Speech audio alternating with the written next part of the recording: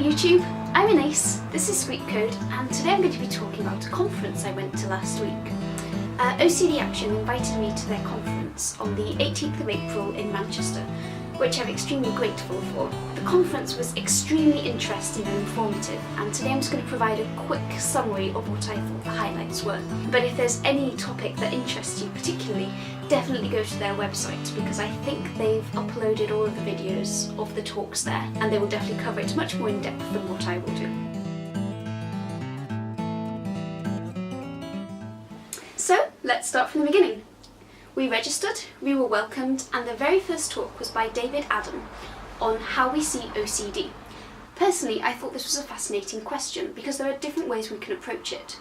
How does society view OCD? Some people would say that OCD is subject to the typical stereotyping. And then there's also the question of how do we see OCD, as after all the only part of OCD that is really visible are the compulsions, which even then are quite hard to see. And the best way to prove this point would just be to look around the conference hall. If it weren't for the OCDaction banners around, there would be no way of knowing that this entire audience of over 100 people was comprised mainly of people suffering from OCD, or people who are in close contact with people with OCD, such as partners or parents. Next up was Ellen White, who gave an inspirational speech. She was absolutely fantastic. She's only 16 years old and she has already won the Mind Media Awards for blogging about OCD. So not only does she have an incredible story to tell, she has also already raised a load of awareness. Afterwards, there were several breakup sessions where you have to choose which session you wanted to go to. Personally, I found choosing quite hard. All of them sound incredibly interesting. But I went for Katie Duff, Tackling Pure O with ERP. In case you don't know, Pure O stands for Pure Obsessional and ERP stands for Exposure and Response Prevention, which is one of the main forms of psychotherapy or psychological treatment used in OCD. What I particularly enjoyed about her talk was the fact that she debunked two of the major myths about Pure O.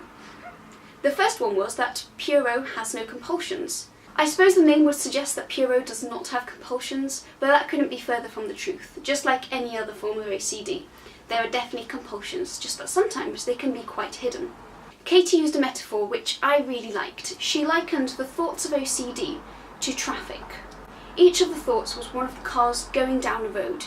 Most people ignore these thoughts and just let them go by, whereas someone with OCD might react to them in different ways. For instance, one of the main compulsions might be to wonder, what does this thought mean? What is it saying about me? Why am I thinking this? Does this mean I'm someone who would do this? It would be the equivalent of looking at every single detail on the car as they go by, such as looking at the shiny bonnet to the small imperfections, looking at the driver, looking at the luggage in the back. Other people, however, will try to stop these thoughts, which would be the equivalent of standing out on the road to try and prevent the cars from going by. But as many of us will know, that never works. And another common compulsion is to avoid situations that will trigger these thoughts. So this might be the person who avoids going to the road altogether and takes the country path instead. After that, she covered how we would use ERP to tackle Pure O and their compulsions. And really, it doesn't have to be any different to how traditional OCD is, but she introduced the concept of imaginal exposures, which is exposures that happen inside your head. And I will leave you with three of my favourite ones that she mentioned. The first one was to turn up the volume. So you get a thought, fine. You will do that thought, and you're going to do it 3 times over, and you're going to tell your brain this. But that's not going to be enough. You might as well call up the national newspapers right now and make a whole story out of it. Essentially, you're just blowing it all out of proportion to a point where it's actually humorous, and you can tell yourself, yes, this is actually ridiculous, and no, OCD, you have absolutely no power over me. Another one is if you have several Pure O obsessions, then you could play bingo. Each time one of these obsessions come off, you tick it off your bingo card and see which one wins this week. And finally, my favourite one is to draw your obsessions. As you might be able to tell, I really enjoy drawing, so I do this one quite a lot already. Next up was Katie Duff again on coping day to day with OCD. Katie Duff, I swear, she is the woman of great metaphors. She compares battling OCD to the movie and book Touching the Void. Touching the Void is the story of a mountaineer who is abandoned in an abyss with a broken leg, and his odds of making it to base camp are next to none, yet he manages it in the end. However, he does not manage this by doing nothing. He applies a set of several steps which can also help those of us who have OCD to at least manage to cope, if not to completely cure OCD in the end. First of all, the mountaineer can plan and has knowledge about how to carry out these tasks. Therefore, if we understand our OCD and the treatment that we need to go through in order to make it get better, then we are able to plan accordingly. It is also very helpful to set small goals and small targets that are easily achievable so as not to lose motivation along the way.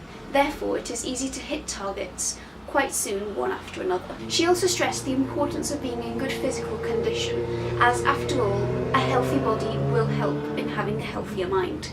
In order to have a physically healthy body, having a good diet, good sleep, and enough exercise are tremendously important. She also stressed the importance of a community. Whilst it is true that whilst you're a mountaineer stuck in an abyss, or a person with OCD, it can feel quite lonely at times, it helps to realise that there are people out there who love you and think about you, and also people out there who would be going through the same experience, and this can also serve to draw motivation to keep going. Finally, she also brought up the topic of attention focusing. So it's very easy to get your thoughts sucked up into the negative cycle of thoughts from OCD, but it also helps to be able to detect when these happen so you can pull yourself away from them and get back on task. Afterwards we had lunch break. I discovered there were plenty of booths in the main area where they were serving lunch, many of which had stalls such as the Body Dysmorphic Disorder, Charity, Anxiety UK, Triumph Over Phobia, and also a load of bookstalls with the authors there. I didn't buy any books, unfortunately, but I did notice they had this book, Overcoming Obsessive Compulsive Disorder, which is written by David Veal, who was there, so I wish I'd brought my book and got it autographed. So this covers part 1 for now, but definitely check out part 2, which is also incredibly interesting and covers some of the new research that's going to happen in OCD.